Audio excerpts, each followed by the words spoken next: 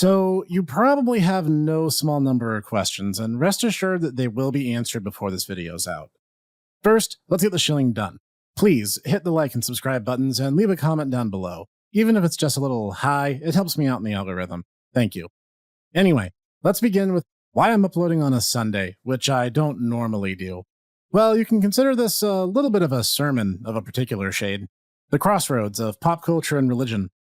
This is also something of a consolidation of a story that I've ever only told in parts at random in the past. So yeah, hang in there with me, because this first part's going to be a little Snek lore backstory for your consideration. Before I even get into that, I want to extend a special thanks to the YouTuber Wendigoon. While I've never had the opportunity to speak to the man personally, his content and demeanor was what gave me the courage to pursue this topic and the particular way that I want to embrace it. So thank you, sir. Maybe at some point we'll have the pleasure of a formal conversation. Anyway, let me take you back to the far-off distant year of approximately 2002. A teenage Snek was dealing with, well, being a young teen. I certainly don't need to explain that, do I? Yep, nothing healthier for the young hormonal adolescents who are trying to figure out who they are in life than to stuff them all like a herd of cows into the same building, with nothing unifying them all except their approximate date of birth. What could go wrong, really? Anyway, my coping mechanism for my teenaged angst was to begin studying the religion that I grew up within. My family was always very much of the traditional Southern Baptist churches, and it always made me curious. Why did I believe and think the way I did? So I began to study deeply both scripture and secular sources that talk about it. In fact, it actually became something of an obsession. The notion that something all-powerful who shaped everything could answer my questions and actually cared about my existence was such a huge force in my life. I actually made up my mind that I would one day become a man of the cloth myself, to become a preacher and an evangelist of the Lord's word. I was truly on fire, as they say, and maybe even more than a little bit pretentious. But then something happened. You might fully expect me to tell you that I experienced some sort of crisis of faith, and struggled with biblical teachings and some such, but no. That's literally never happened in my life. What I had instead might well be called a crisis of humanity. Most of the so-called faithful treat God as a vending machine deity, a relationship of convenience where they turn to the divine as catharsis when they face crisis, and resume worship of the self the instant that all is calm. And I admit that I'm guilty of this too, but it's really, really common in the modern-day culture. And churches, as they are today, are basically just secular businesses with good PR and tax breaks. Oftentimes, it's all too happy to abandon scriptural teachings at their leisure. Did you know that, quote-unquote, Christmas trees are expressly forbidden in the Bible? Jeremiah chapter 10, verses 2-5, look it up. None of this being aided, of course, by my college actively lying to me to try to trick me into taking more courses I didn't need so I could pay them more money for information that, well, after a decade out of academia, I've never used in my life. So, suffice it to say, my outlook on the human aspect of the church was what ultimately dimmed and prevented me from pursuing it. So for over 10 years, I walked away from that dream and tried to forget. However, scripture, as it often does, had very pointed words for me. In particular, Numbers chapter 30, verse 2. If a man vow a vow unto the Lord, or swear an oath to bind his soul with a bond, he shall not break his word, he shall do according to all that proceedeth out of his mouth. And also Ecclesiastes chapter 5, verses 4-5. When thou vowest a vow unto God, defer not to pay it, for he hath no pleasure in fools. Pay that which thou hast vowed. Better is it that thou shouldst not vow, than that thou shouldst vow and not pay. So, since I meant what I said when I promised before God and man that I would preach, here I am. I will keep my promise, even if not in the way I originally intended to. In this series, which shall not interfere with the 5 days a week upload schedule normally found on Channel Snek, I will explore the intersection between the tumultuous relationship between religion and culture, chiefly that found in video games, as that is my specialty. From the hostile anti-Catholic tendencies of Breath of Fire or the demented, overbearing, law-line deity of Shin Megami Tensei, to the light of love and justice as seen in Faith, the Unholy Trinity, and Castlevania's devout Belmont clan. Speaking of Faith, the Unholy Trinity, that is where we shall begin our first discussion today, as we'll be looking at Erdorf's indie horror masterpiece and its main character, John Ward, in particular. John Ward is the main character, and the one we spend the vast majority of our time in the game playing as. His official profile lists him as being in his mid-30s during the events of the game, having been born in 1953, standing 6'2", 185 pounds, having blue eyes, and was born in Palmyra, New York, a name I certainly managed to mispronounce. The game represents him as a blue figure with a white priest's collar on, and in the cutscenes he's acted and mocapped by Erdorf himself. Before we get into the backstory of our protagonist, we need to have a breakdown of John's name. His full name is John, presumably Jonathan Thomas Ward, and I believe the name was chosen very deliberately.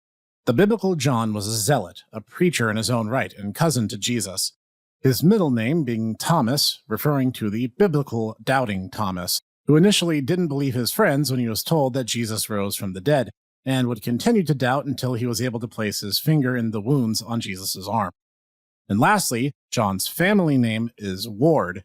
It's literally a ward, as in a defense against impending threats, which is precisely the role that John plays throughout the game, at least as far as the canonical endings are concerned. We also learn from the notes found in the game that John suffers dormant asthma and has a bad knee from a childhood injury, and thus has a sluggish walking pace. Another note confirms he has mild anxiety and acute coulrophobia, or severe fear of clowns. Not that I fault him. John's backstory is fuzzy, at best, and some things we're told come from sources that either aren't reliable or have just been retconned. So I will make it a point to differentiate when what I'm saying is either confirmed or it's speculative in nature. John was born to a mother named Meredith and an unknown father. While the fate of the latter is left unclear, we do know his mother died young and John spent some time in the foster care system where he befriended Lisa, the yellow lady you encounter in Chapter 3, and ultimately moved to and during the events of the game lives in Connecticut. The problems become legion as we learn a great deal about John's past in Chapter 2.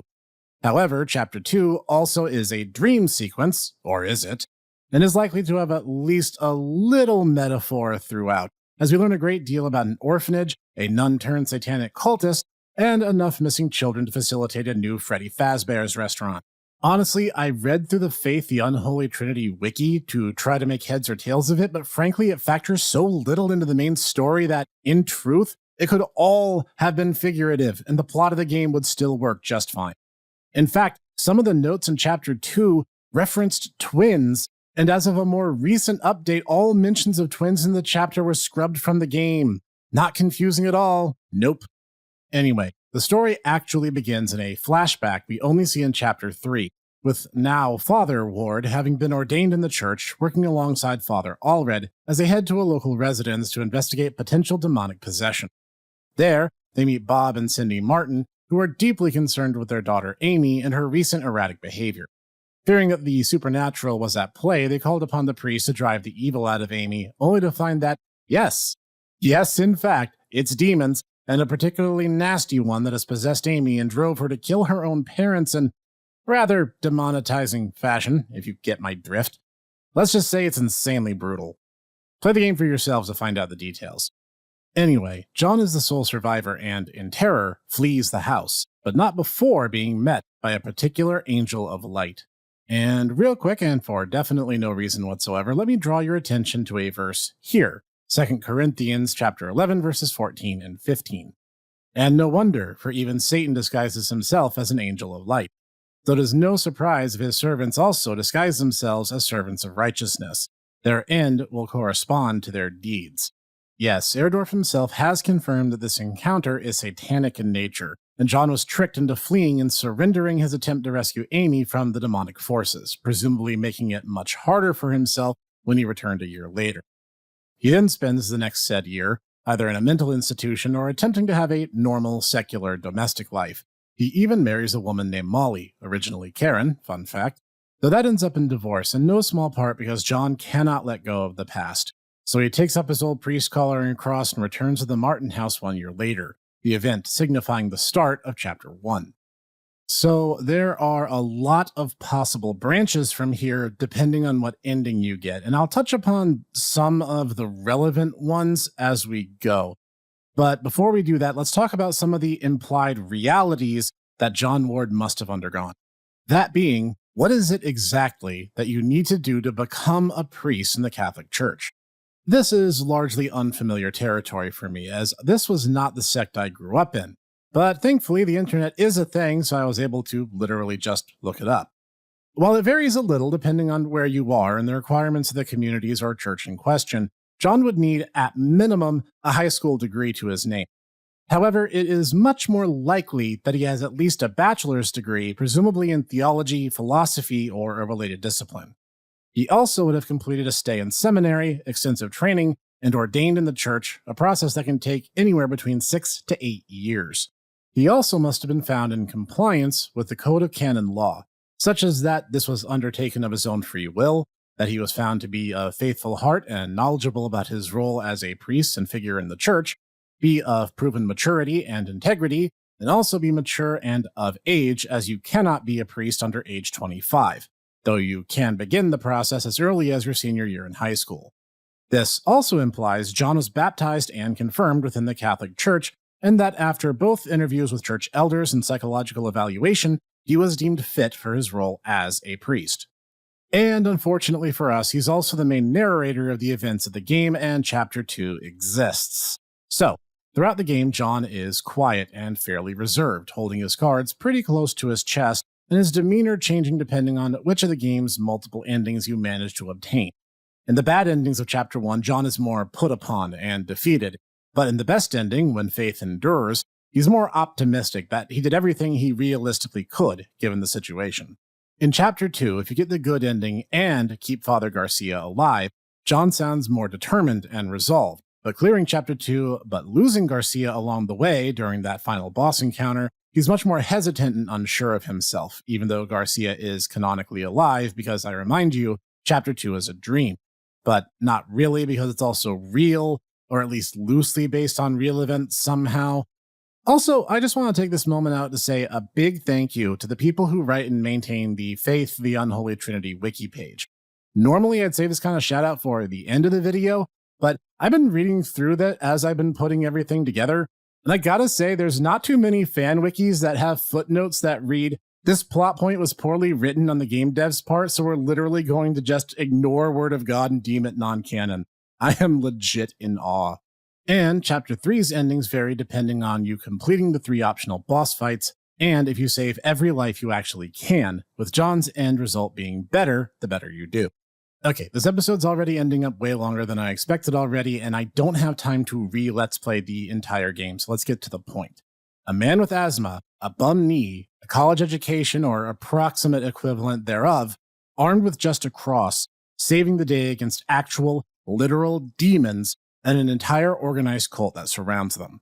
No Twitter, John is not a Moe Moe Catboy cinnamon roll. Frankly, he's more hard and awesome than you or I will ever be.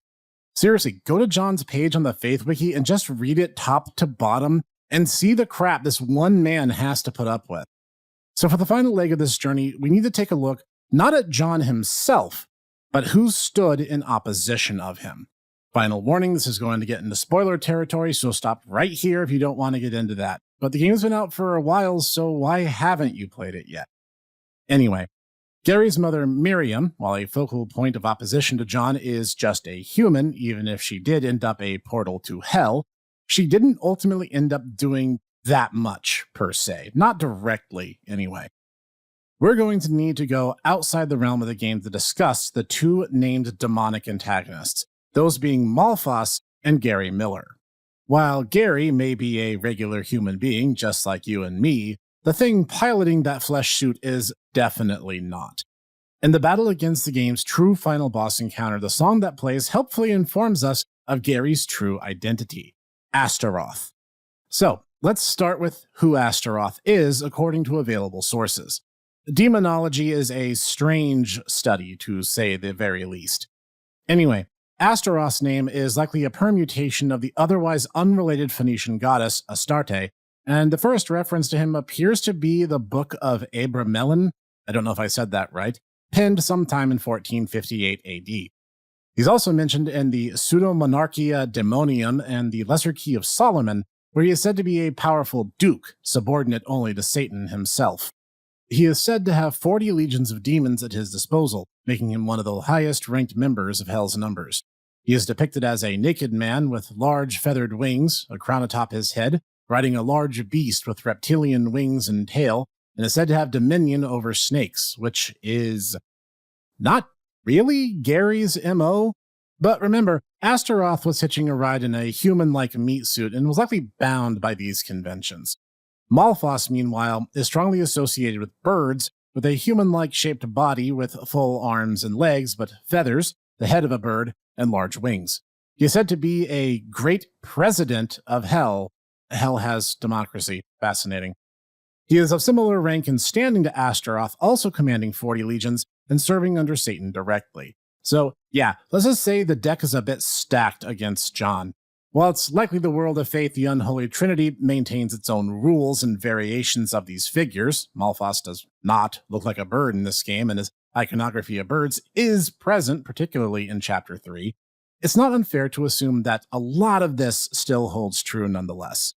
This means John is up against two of the highest-ranking demons in Hell's legions, and still, canonically, won against them. I really want you to think about that for a moment. So, ultimately, who is John Ward?